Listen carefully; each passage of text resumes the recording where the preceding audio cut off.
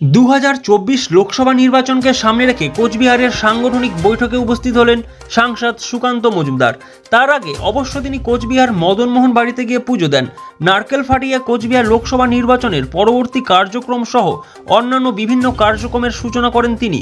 সাংবাদিকদের মুখোমুখি হয়ে তিনি পরিষ্কার ভাষায় জানান, উদয়ন গুহর ক্ষমতা থাকলে নিশীথ প্রামাণিককে গ্রেপ্তার করে দেখাক।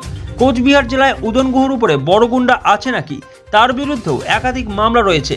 কই তাকে তো কেউ গ্রেপ্তার করছে না, বরং বিজেপি কর্মীদেরকে ধরে ধরে গ্রেপ্তার করছে শাসক দলের পুলিশ বাহিনী।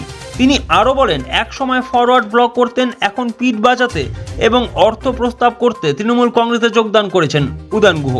সম্প্রতি তৃণমূল কংগ্রেসের অন্দরে নবীন এবং প্রবীণ নিয়ে যে অন্তর্যন্ত্র চলছে, এই বিষয়েও মুখ খোলেন তিনি।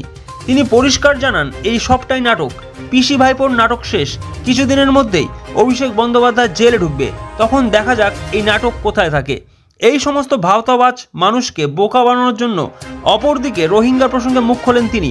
তিনি বলেন, বাইরে থেকে রোহিঙ্গাদের নিয়ে এসে সহাবস্থানে বসালে তার পরিণতি যা হওয়ার তাই হয়েছে। তিনি পরিষ্কার ঘোষণা করেন, বাংলার মাটিতে চলতে থাকা সন্ত্রাস এবং ভারত বিরোধী কোনো রকম সুরসুরিকে কেন্দ্রীয় সরকার বরখাস্ত করবে না। এর বিরুদ্ধে কড়া পদক্ষেপ গ্রহণ করবে কেন্দ্রীয় সরকার। নতুন কি আবার রোহিঙ্গাদের কাছে গেলে তো আক্রান্তই হবে, নাহলে চুমু খাবে নাকি সাংবাদিকদেরকে? রোহিঙ্গা বসাবেন আপনারা, তো তাই হবে। এখন মানবতা বেড়ে হচ্ছে পেছন দিয়ে, দেখতে থাকুন আরও কি হয়। শোভন চ্যাটার্জির বাড়িতে কুণাল ঘোষ গেছেন আজকে, নবীন প্রবীণের দ্বন্দ্ব চলছে। এখন তৃণমূল কংগ্রেসে আরও অনেক এরকম নাটক, ড্রামা, যাত্রাপালা আমরা দেখতে পাবো।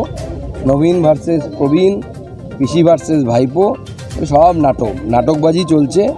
সবাই বুঝতে পারছে যে নোটে গাছটি মুড়লো, আমার গল্পটি ফুরোলো। ভাইপো এখন জেলে যাবে, গল্পও ফুরোবে, সেই সময় চলে এসেছে। অলরেডি কাকু কুকু করতে শুরু করে দিয়েছে। কাকু যখন কুকু করছে, তো সব বেরোবে আস্তে আস্তে। আদালত বলছে যে এত এই কণ্ঠস্বর নেওয়াতে অনেক দেরি হচ্ছে, এটা অবমাননার সমান। সে তো অবশ্যই আদালতের উচিত ছিল আগেই নির্দেশ দিয়েই কণ্ঠস্বরের নমুনা নেওয়ার জন্য। আমরা বুঝতে পারছি না যে কাকুর গলায় কী এমন মহামূল্য সম্পদ লুকিয়ে আছে যে ওনার ভয়েস স্যাম্পল নেওয়ার জন্য, অর্থাৎ গলার স্বর নেওয়ার জন্য এত ঝামেলা। আমাদের তো গলার স্বরের এত দাম নেই, দেখিনি করুন। আমরা তো সব জায়গায় চেঁচিয়ে বেড়াচ্ছি, ভাষণ দিচ্ছি, কিন্তু এই তৃণমূল কংগ্রেসের এই কাকুর গলায় কী এমন রহস্য লুকিয়ে আছে, গলা নিয়ে তো গবেষণা হওয়া দরকার আগামী দিনে। শুনেছিলাম, ছোটোবেলায় গল্প শুনতাম যে লতা মঙ্গেশকর মারা যাওয়ার পর ওনার নাকি ভোকাল কর্ড সংরক্ষণ করা হবে, তা নিয়ে গবেষণা হবে। আমরা এরকম ছোটোবেলায় গল্প শুনতাম। এখন কাকুর ভোকাল কর্ডে এমন কি আছে, এটা নিয়েও তো গবেষণা হওয়া দরকার মনে হচ্ছে। আপনি দিনহাটায় যাচ্ছেন, দিনহাটায় আজকে তৃণমূল কংগ্রেস থানা ঘেরাও করছে, স্বরাষ্ট্র প্রতিমন্ত্রীকে। Sponsored by Vishal emporium. যুগ বদলেছে জীবনের ধারা, তাই নিজের ঘরকে শৌখিনতায় মুড়ে ফেলতে চলে আসুন। co-sponsored by